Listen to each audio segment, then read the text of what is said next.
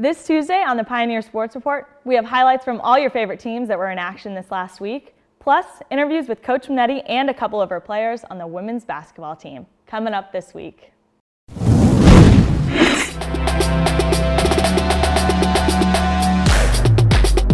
Welcome back to the Pioneer Sports Report. I'm Julia Kennedy alongside Luke Hetrick, and we're bringing you the best and the brightest from your favorite Pioneer athletics once again. And I really don't get bored week to week because we just always have fantastic news to bring.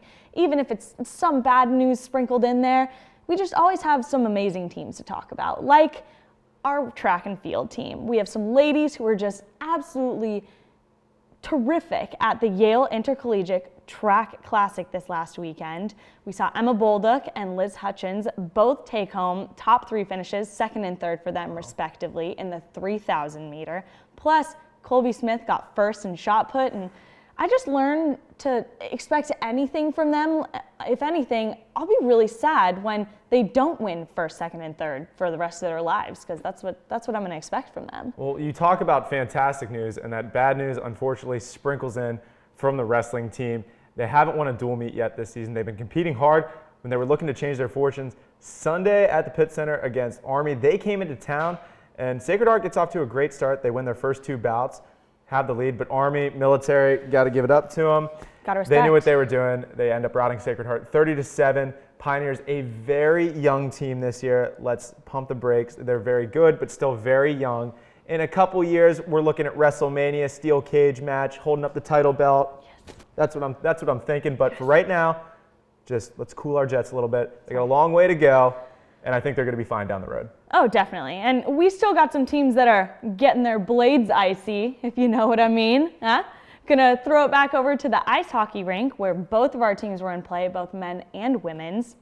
They had a bit of rough weeks as well. Women's started off on Monday with a win from Central Connecticut, but then their last couple games against University of New England were a tie and a loss. So they're looking to start this next couple of games off really well and get some more wins. And then our men's team, they were playing Mercyhurst, and they got swept in that series. And their second game actually was holding out for a win because they scored their first 2 goals and then weren't seeing anything from Mercyhurst, but they came back with 4 unanswered goals with the final score at 4-2. So they're still getting out there and getting things going for those teams. It's really early in the season. Well, they've been getting things going, and the women's basketball team didn't get off to a good start this week. They had a bad loss to Central Connecticut State early in the week. Coach Minetti not happy, and they had to change things around. St. Francis, huge rivalry game at the Pitt Center on Saturday. St. Francis, of course, the team that knocked them out of the playoffs the past 2 years.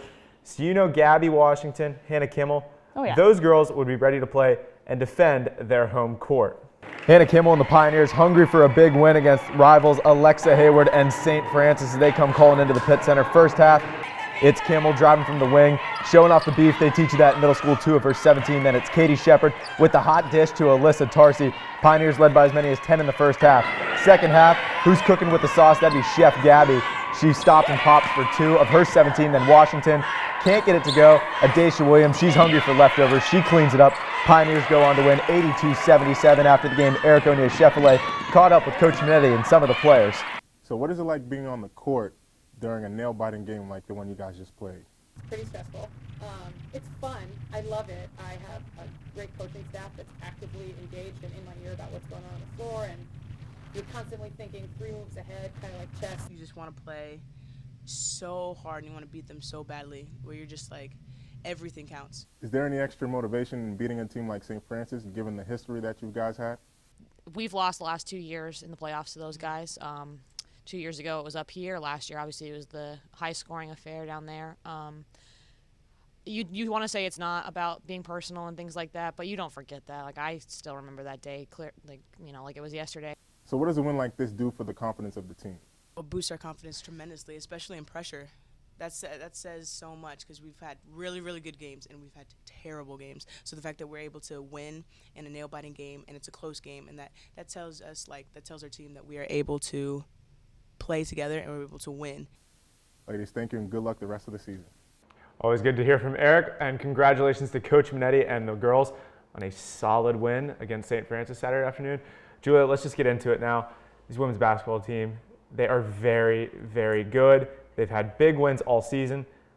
I don't know what this team is capable of, but I don't even want to think of how good they're going to be in 2 months from now. It's a scary thought, but I will tell you this. I am all in on the women's basketball team. Raise it. Oh, I'll raise you the men's basketball team, actually. They just have a lineup of incredible athletes who I think are still just kind of trying to figure out how to work together. But individually, Kane Broome, Phil Gaetano, Evan Kelly, the list goes on and on until you run out of every single player on their roster because they're just, each and every single one of them is individually fantastic. They're still just working out the kinks. You're sweating over there. Only a little bit. My poker face got her. She doesn't know what she's getting into. But we don't know what the rest of these Sacred Heart Athletics teams are going to get into this upcoming seasons. But it's looking pretty bright. For Julia Kennedy, I'm Luke Hetrick. See you next time, everyone. Have a good night.